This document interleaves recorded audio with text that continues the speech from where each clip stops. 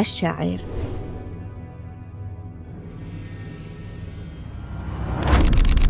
وادي الحكايات بين الجبال. مديرية الشاعر قلب نابض في محافظة إيب وسط اليمن، تحمل هذا الاسم نسبة إلى الشاعر بن حمير أحد ملوك حمير العظماء. عرفت منذ القدم باسم مخلاف الشاعر الحميري، فغدت مهدا للتاريخ وموطنا شاهدا على عراقة حضارة امتدت جذورها في أرض حمير القديمة.